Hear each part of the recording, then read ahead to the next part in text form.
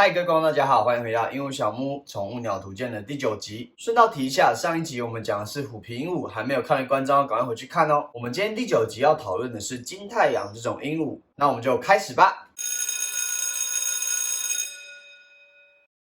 金太阳它是一种中型而且色彩非常鲜艳的一种锥尾鹦鹉，它原产于南美洲的东北部。这个区域相对比较小一点，是在巴西的北部一个叫做罗赖马州的地方，还有法属的圭亚那南部的地区。平均来说，金太阳的体重差不多是落在110克左右，它的长度约30公分。性别的部分比较难从外表上做判断。成年的金太阳，它们拥有金黄色的头羽，还有它们的身体背部等地方都是呈现金黄色的哦。而它们的脸部啊、腹部的地方颜色会比较深，呈现有一点橘色、橙色。而它的耳朵周围呢会呈现红色的，飞行羽的部分呈现绿色，而靠近比较外侧的飞行羽是呈现深蓝色的。我们前面讲到，它们也是一种锥尾鹦鹉，所以它们的尾部也是尖尖的形状，而它们的颜色是呈现橄榄绿的颜色哦。而它们的鸟喙是呈现黑色，而且带有光泽的。比较特别的地方是它们的腿部以及它们眼睛的周围会呈现有一点灰白色的感觉。如果是圈养情况下的金太阳，它们眼睛周围的白色会更加的明显。而有些人会利用这样子的特征来判断说这个金太阳它是否是纯种的，但是有一派的人觉得说这个并不是一个正确的判断方式哦。金太阳的幼鸟，它的羽毛会呈现比较偏绿色的，而它慢慢长大、慢慢成熟之后呢，它的背部跟腹部啊会慢慢转变成金太阳独有的金黄色。金太阳跟其他的锥尾鹦鹉还有其他大小差不多的鹦鹉相比呢，它们的叫声是非常出名的。等一下后面会仔细来做介绍，而有比较少数的金太阳可以稍微去模仿一下人类的语言，但是啊，它们的说话能力当然不及某些大型鹦鹉，因为它们的颜色相当的鲜艳，而且充满好奇心，充满的活力，所以也让很多人啊非常喜欢金太阳，而金太阳也成为一个非常家喻户晓的鹦鹉宠物咯。它们好奇的性格啊，需要主人非常大的关怀，非常多的时间陪伴。人工饲养的金太阳对人类非常的友好，但是它们有可能会对陌生人具有一些攻击性。有一些金太阳它有办法学习许多的技巧，有的甚至说它可以在观众面前做一些表演的活动。它们喜欢听音乐，喜欢跳舞，算是一种非常活泼可爱的鹦鹉哦。当然，它们也跟其他大部分的鹦鹉一样，它们的嘴巴非常的灵活，所以当然你需要准备很多啃咬型的玩具，或者是一些零食提供它咀嚼。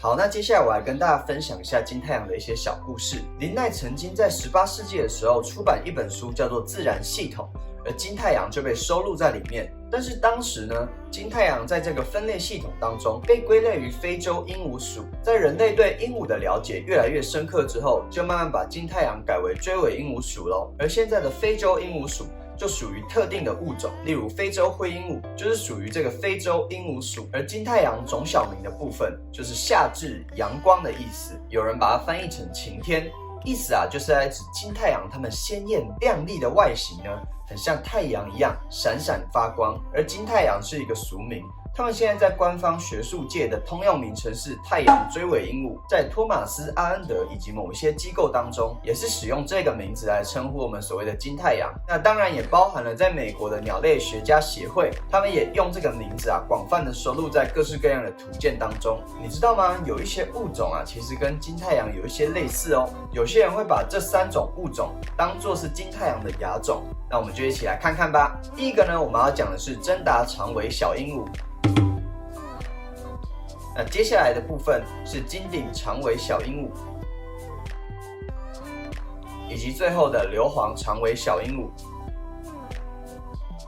这3个物种目前被认为是金太阳鹦鹉的亚种，但是现在的当局者慢慢想要把这3种鹦鹉来分开独立出来，保持这些鹦鹉的独特性、独立性。金太阳大部分都是栖息在热带的地区，但是在目前所需要的生态确切的要求啊，资料并不多。根据报道显示，它们出现在热带的稀疏树林以及一些沿海的树林当中，在这些亚马逊河的灌木丛当中都可以看到它们的踪迹。而它们通常在野外喜欢去住在一些果树或者是棕榈林附近。那接下来我们来介绍一下金太阳它们行为的部分。金太阳它们是锥尾鹦鹉属的，其实啊，它们跟其他锥尾鹦鹉属的其他家族成员差不多。相似的地方在哪里呢？金太阳它们也是一种非常喜欢社交行为的一种鹦鹉，在野外呢，它们通常会生存在20到30只这种大群体当中，而它们也喜欢跟着羊群一起活动。但是如果有一天它们不小心跟它们的族群分开的时候，它们就会开始发出大声的嘶吼啦、尖叫声这些声音，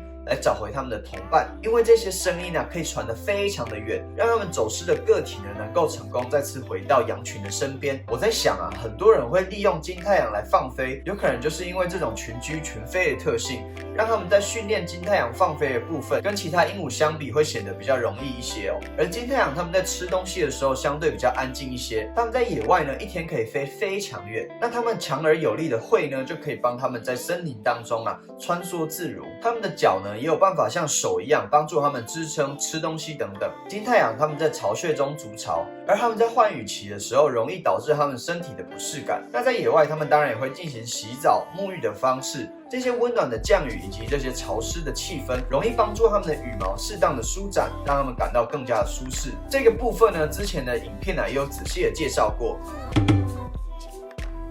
金太阳它是非常聪明而且活泼的，因此它在饲养的时候也需要大量的时间给它做精神上面的刺激，就是我们所谓的社交互动等等。那金太阳的饮食部分，我们现在来讨论一下。在野外，金太阳它们的主食主要是什么呢？当然跟很多鹦鹉一样，它们喜欢吃水果，喜欢吃花朵，也包含在热带雨林的一些浆果。蛋白质的部分也包含一些坚果、种子，还有一些昆虫等等。它们有时候在热带地区也会食用一些红色的仙人掌，还有一种果实叫做马尔毕吉浆果。有时候金太阳也会在农作物当中觅食，所以在野外有时候人家也会把它当作成一种害鸟。它们在繁殖期的时候需要更多蛋白质的摄取，而它们在小时候幼年期的时候需要比较多的碳水化合物。那生蛋的时候一样，它们当然需要足够的钙质。在圈养的环境当中，如果你想要给它们吃一些蔬菜的话，我这边也会给你们一些建议，像是大白菜啦、水芹、胡萝卜，还有所谓的羽衣甘蓝、苜蓿草、苜蓿芽，或者是蒲公英。玉米是很多鹦鹉都很喜欢的食物。